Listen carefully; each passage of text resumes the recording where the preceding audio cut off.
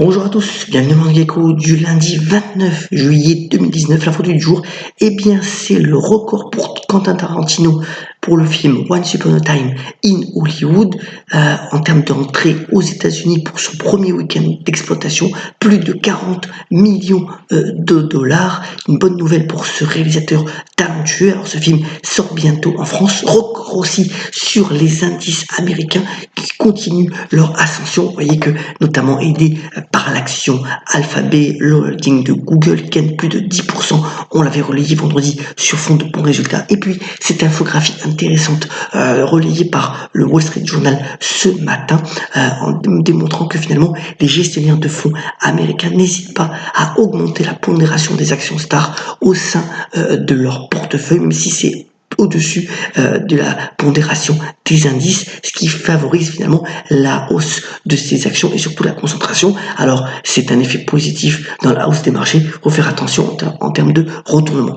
Record aussi pour les ETF, les fameux trackers qui connaissent donc un engouement de plus en plus significatif. Alors c'est déjà le cas et ça continue aux États-Unis, notamment avec les grands acteurs comme BlackRock ou Vanguard, BlackRock notamment avec les iShares, mais aussi en Europe où eh bien la tendance continue à augmenter, ces fameux indices qui suivent finalement les trackers qui suivent les indices de manière passive, et bien avec des coûts de gestion faibles, connaissent cet engouement, même si les gestionnaires de fonds continuent à garder une certaine part du marché en Europe. Mais vous voyez que quand même ces ETF progressent à vitesse grand V et le mouvement n'est pas prêt de s'arrêter pour les prochaines années. Alors, l'autre événement important cette semaine, c'est aussi donc la reprise des négociations entre les États-Unis et la Chine. On n'attend pas d'accord mirobolant, spectaculaire dès ces prochains jours. Sur fond, vous voyez, comme le montre ce graphique, de ralentissement du commerce mondial. Cela avait été déjà relayé par le FMI la semaine dernière. Et aussi, l'événement, bien entendu, prépondérant, ce sera cette fameuse réunion de la Fed dont les conclusions seront données mercredi soir. Donc voilà, tout le monde attend Jérôme Powell au tournant. On verra bien la décision. On en reparlera bien entendu dans les prochains Morning Echo. Autre point aussi important, c'est sur la Grande-Bretagne. Et bien Boris Johnson a mis au point une équipe resserrée pour négocier finalement un Brexit dur, ce fameux hard Brexit avec l'Union européenne. Vous voyez à l'écran, eh bien Michael Gove qui est une des personnes importantes de ce dispositif clé. Vous voyez aussi que pour le moment la bourse britannique ne réagit pas beaucoup puisque le FTSE 600 a repris 0,80% ce matin. Voilà, d'ici au 31 octobre, qui est la date promise par Boris Johnson, les négociations risquent d'être ardues avec l'Union européenne. Affaire à suivre, bien entendu. En termes d'or, alors, outre l'anecdote, vous avez pu voir en fin de semaine, eh bien, cette hold-up assez spectaculaire à l'aéroport de Sao Paulo, qui s'est fait en moins de 3 minutes, eh bien, les banques centrales continuent à acheter des lingots d'or. On voit ici les principales réserves d'or dans le monde, notamment avec une place prépondérante pour les États-Unis, mais la France et l'Europe ne sont pas en reste. Et voilà, ça refait de l'or véritablement une unité de réserve démontrée par le fait que eh bien, ces banquiers centraux rachètent de l'or dès que l'opportunité se présente. Vous savez que l'or, c'est un actif que nous on aime bien dans les portefeuilles. On conseille d'en mettre entre 5 et 10%, et c'est encore réitéré notamment par ces dernières statistiques qui sont sorties. Venons-en au bref. Alors, il y a pas mal d'activités au niveau des OPA et des mouvements des opérations de capital, puisque notamment sur l'information financière, la bourse de Londres, finalement on parle pas mal de la Grande-Bretagne aujourd'hui, eh bien pourrait racheter Refinitiv. Refinitiv, c'est une agence d'information financière. Alors c'est comme une transaction importante de plus de 27 milliards de dollars si elle arrive à bout.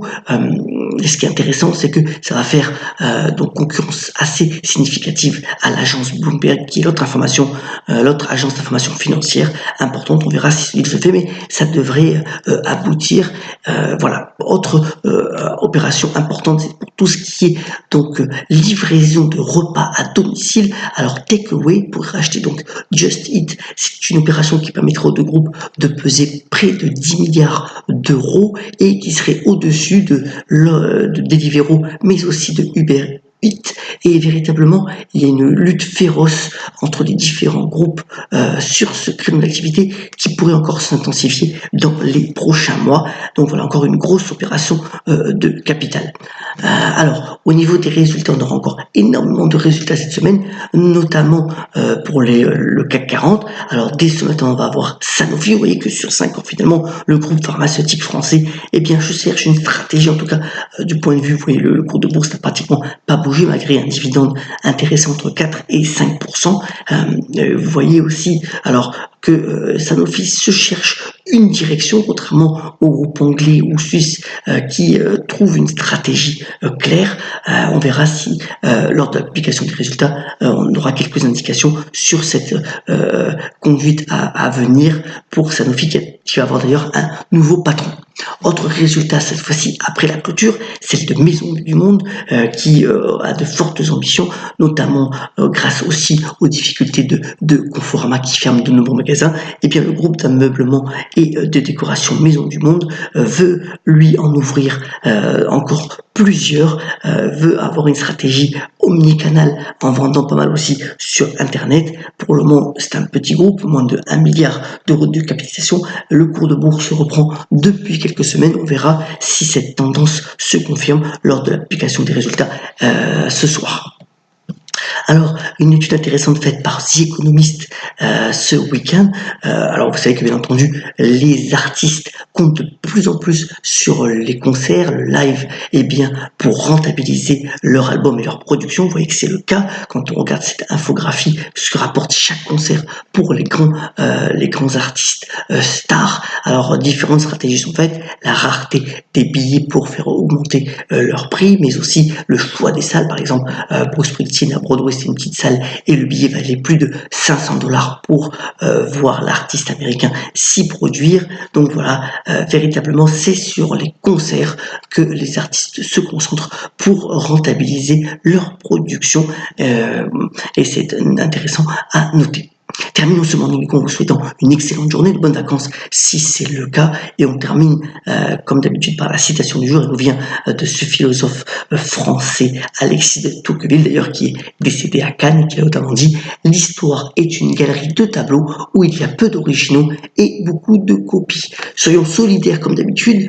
Excellente journée et à demain sur le Morning Echo. À très bientôt.